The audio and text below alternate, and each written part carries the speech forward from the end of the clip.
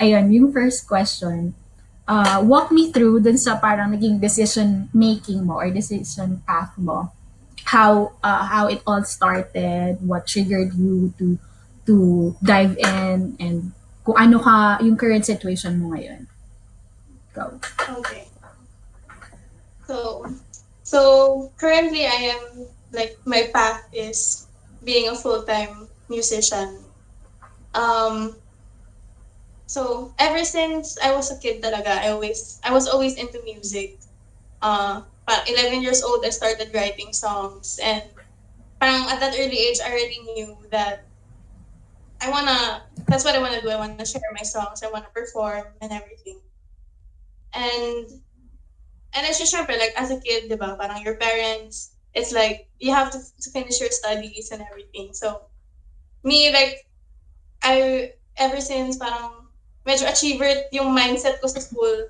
So if I'm doing school, I really focus on it. So they never really had a problem with me parang focusing with school. Tapos pagdating ng college,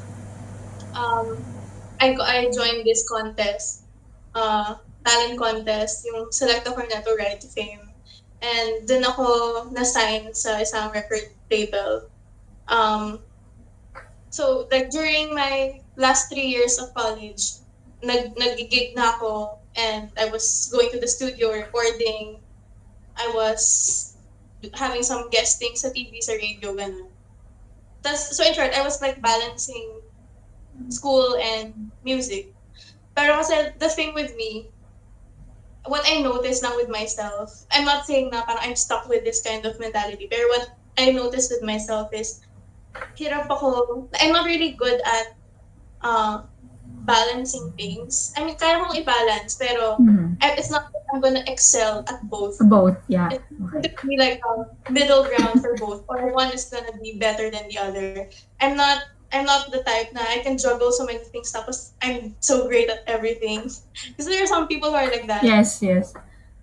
And I try to be like that. I want to be like that. Pero what I notice now with my patterns is I tend to focus on one thing, or magiging middle, like average on both. So nung college, ang naging focus ko was school. Kasi, well, syempre, you know, it's cool. You feel, in a way, like I felt like that was also important for me na matapos ko rin yung school. Tapos, you get also instant feedback with your grades and everything. So my tendency was to focus on school. And hindi ko magbigay yung gusto kong ibigay sa music, even if I wanted to practice a lot, or just like spend so much time on music. Hindi kaya kasi syempre yung academics. Yeah. And then, so after I graduated, I took like a 6-month break. Now, wala akong masyadong na-achieve actually. And then I started working for a year kasi, you know, parang I had to be practical.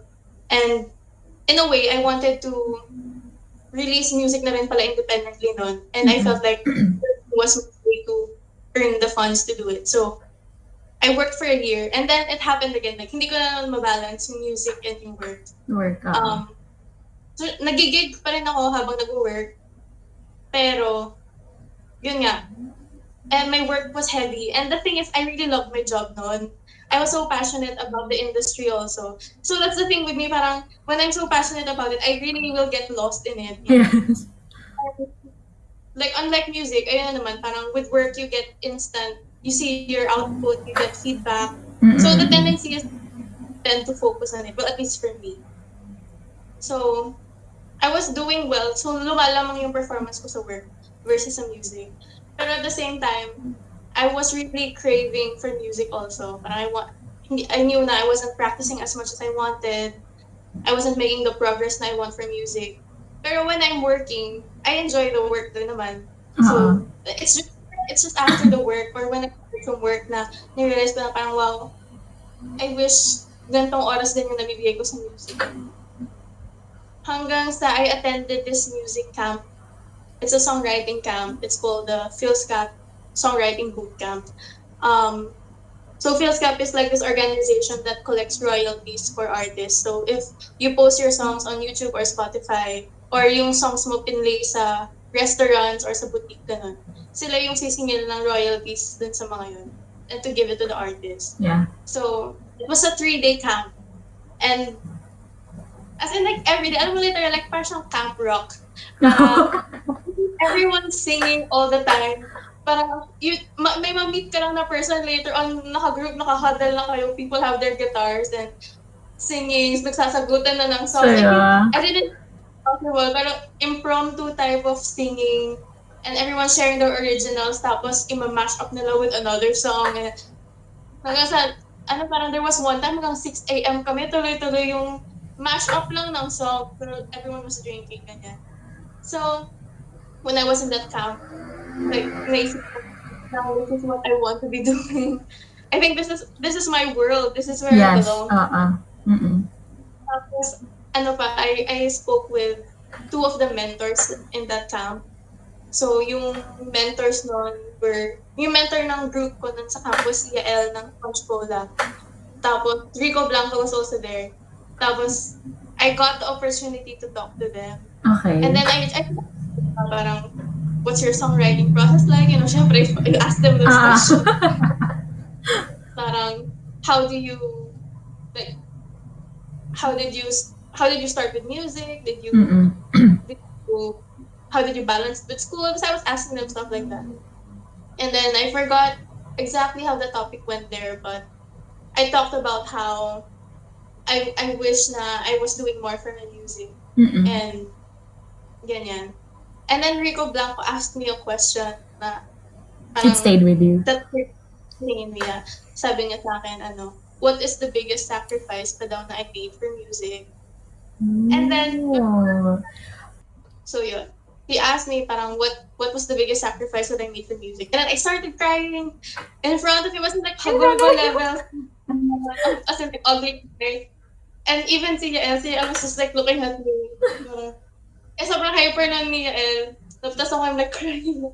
I was crying because I realized na I haven't made any super big sacrifices for music. I felt guilty na parang this is my passion, this is my dream. But at the same time, it's not like I'm making any bold moves for it.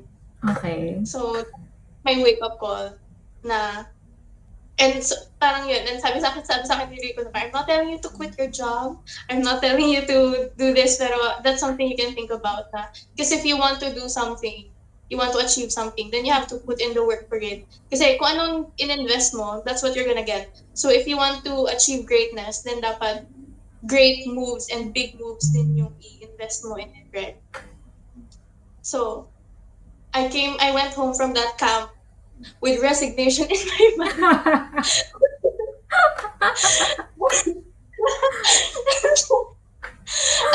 I showed up in the office and they thought it's still the same me, but it's it's not. I'm never gonna go back. But I still stayed with them for like almost half a year, more than half a year pa nga yata. Pero it was like I was just waiting for the right time. And like mustering the courage to do it. Yes. And yun nga kasi I really love the job. And so I was also, parang trying to bargain, do I really have to quit? Do I have to?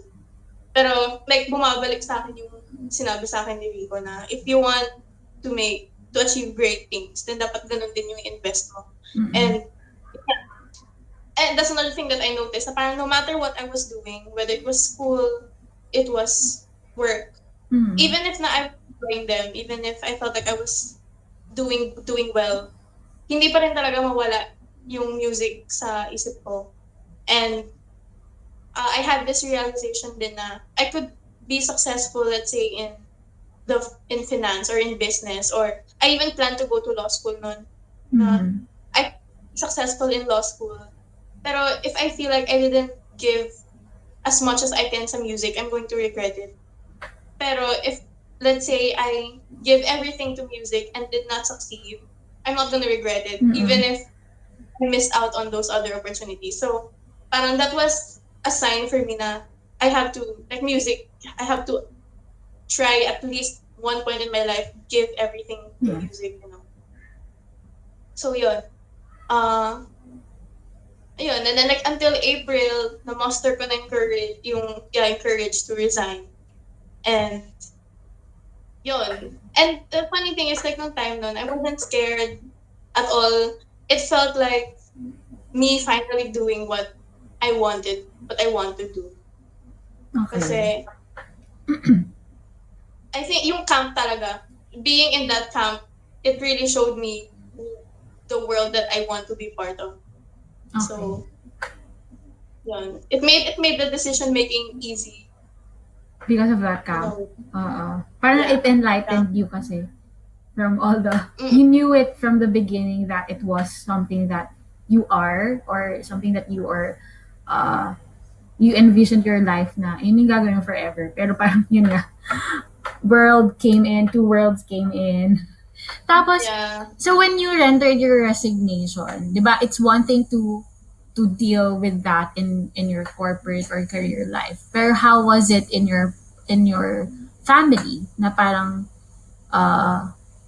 paano nag-react yung mom and dad mo when you said, were they supportive or? They were super supportive. Kasi yung dad ko is also a musician. So, he understands where I'm coming from. He understands yung type of passion ko for music. Yung mom ko naman, ever since supportive siya sa music ko eh. And siya talaga yung, when I was in college, yung panay ako, Mom, I have an exam. She'll be like, hindi, mag-perform ka dito sa gig mo ko. Hindi ako ganyan ka. Remind me of, di ba nag-schedule ka ng ganito? Or sometimes siya yung naghahanap ng bookings for me without asking ko my. Ang galing. So, si mom, nung sinabi ko mag-resign ako, like, she likes it. Like, thank God, parang finally gano'n. Buti naman so, nahimasmasang ka na. Ganun yung script ni mother. Ganun yung parang pagod na pagod ako from OT, from work. So, be like, hindi ka ba magpa-practice? Kaya actually nga in a way, parang nung mag-work ako noon, parang she makes me feel guilty na hindi ko nababasa yung music and yung work ko. Ang cool naman. First time ko makarinig ng ganong parents na parang, ay, tatabaho ka pa! Sa gabay na Amazing cool parents. Pumili ako ng maliit na keyboard, lagay ko doon sa desk ko, para kapag break ko, nakakapag-practice ako doon. Sabi ko, Mami, tapos open space, yun yung keyboard. Lahat ng topic ko, gusto mo pa-keyboard. Na-weirdohan pala. Bakit may keyboard to? Okay, so full on, nandun ka na sa stage na you went, all in with music. What happened from there? And ano na nangyari? Were there breakthroughs? Ano yung mga naging milestones from there? When I resigned, there was this event kaagad na medyo major, yung PhilSCAP Songwriters Night. So, they picked 12 songwriters from like this pool of hundreds of songwriters who performed in their previous events. Kasi parang may songwriters yung PhilSCAP every quarter. So, they picked 12 songwriters to perform and then nag-perform yun kami sa Music Museum. So, doon talaga, I feel like sobrang akong na-expose sa people in the industry and parang I realized the potential of my songs kasi parang after that, I had some offers for my song and for me. Basta talaga yung world ko nun lalo sa industry. And then, kaso nga lang, I want to be really independent and really make my own decisions sa music ko kasi I don't know, it's probably an artist thing na basta gusto ko ako yung my creative control and everything. So, medyo yung pag-sign sa mga label. And I focused on developing my skills and developing my craft. So, the rest of 2019 and 2020, yung buong pandemic na yan, I was busy writing songs, playing gigs, learning how to produce songs.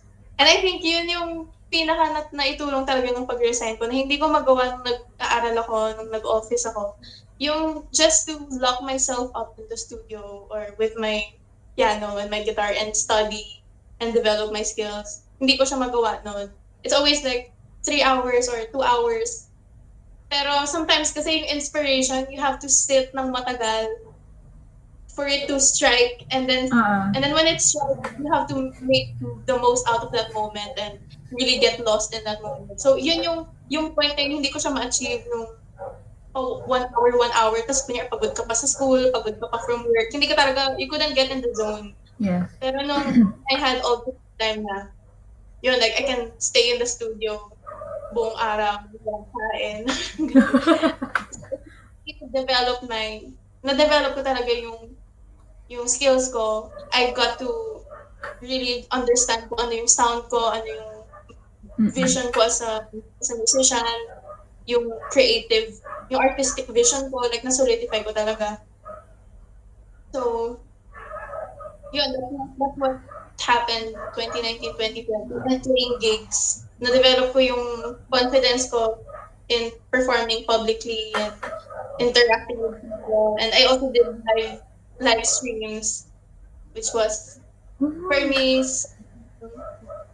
was a big step kasi I never saw myself as the type who would do live streams and talk to no one.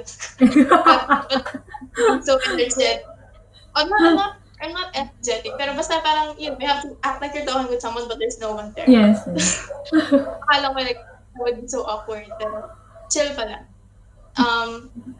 Yun, and then now, like I said, it's, marami, up and downs of the pandemic. Sometimes you're so in the zone, sometimes there are down moments. And now I'm kind of still recovering from a period of being a bit uninspired kasi I also got involved in this project na hindi music related that I joined para to earn more funds for my music. So it kind of stripped me. Basta nawala yung inspiration ko. So I'm still recovering from that. There are always those down moments. Yeah, yung you have to balance yung artistry mo and practicality. Yes, yes. Yun, like, that's one thing I did. I accepted this freelance project as much as parang I wish I didn't have to. Pero yun, you have to. And in the past, 2020, like, I get, parang luckily naman, I get blessed with, I got some shows that paid me a bit. Mm-mm. So, getting by. Yeah. Pero, so, kaya pa naman. Pero, if it ever gets to the point na hindi siya kaya, I know, like, the reality is I'm going to have to, like, find a job or some other income source. And I'm open to that naman. Mm-mm. Pero, like, while I still have the opportunity to be full-time, I'm gonna make the most out of it. Or I am making the most out of it. Yes. It is, and honestly, like, that's one of the things that's constantly in my head. Like, every day. That sort of pressure na I'm doing what I want, pero the reality is you have to also you need funds, and parang I also want to see my family rin naman. That pressured me, pero of course I still want to, So, if you're in that zone na parang, di ba sabi mo, it's a constant battle na parang every day since the day that you went full-time, how do you come by with that na parang, hindi, I'll stick with this, ganyan. Parang, gets mo ba? Parang, ano yung grounding factor mo na, no, I'll do this for the love of music. There's this one thing rin kasi na I feel like,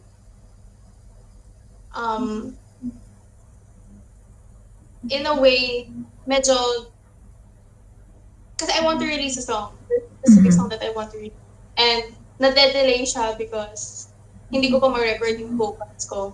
Okay. So in a way, I feel like I'm delaying it.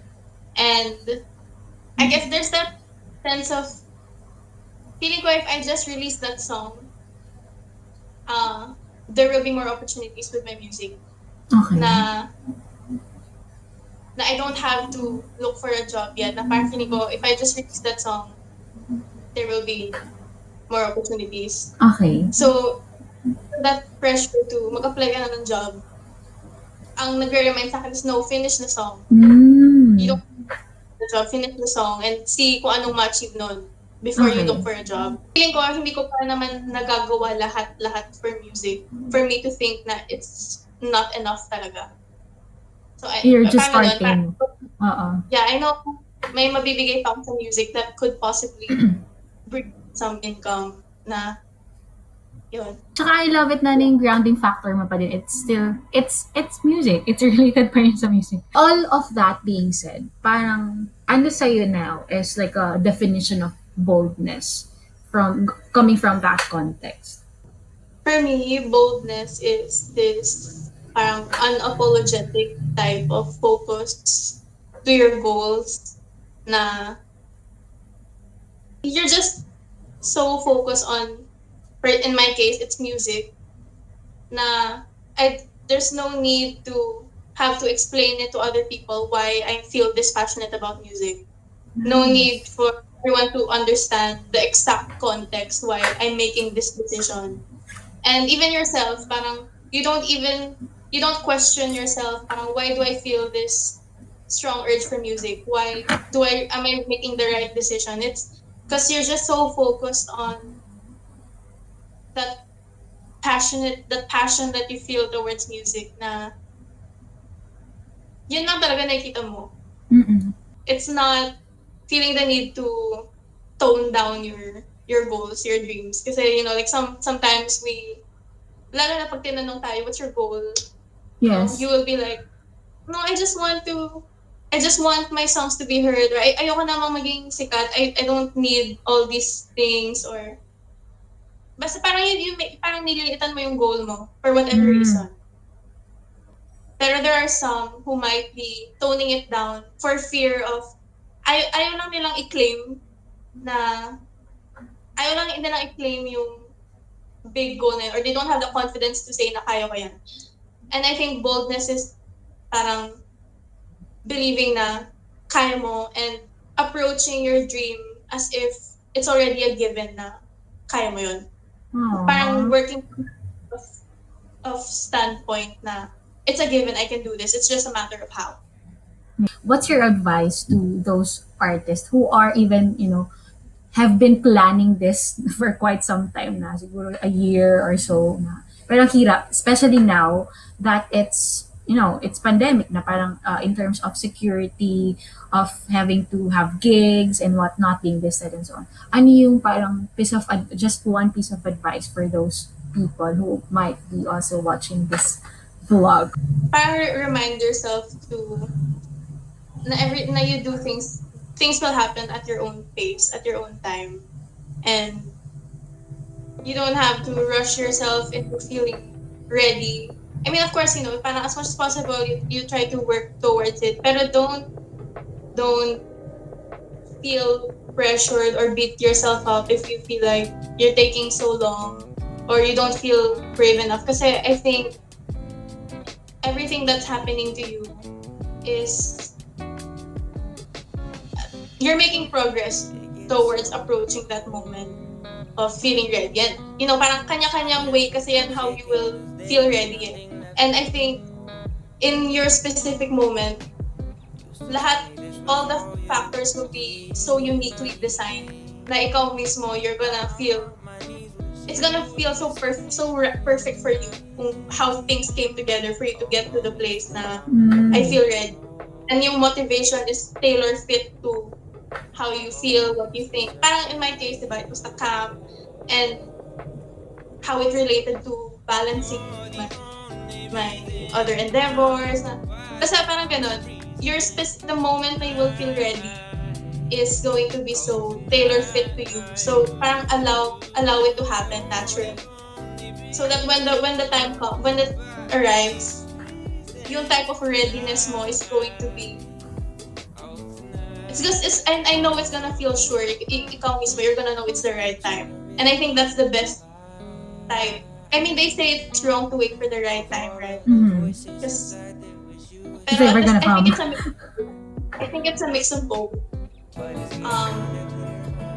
you're just going to find, one day you're just gonna find yourself making that decision. And parang trust that lang na everything you're going through, you're just, it's building you towards that moment. Playing a show for the whole wide world.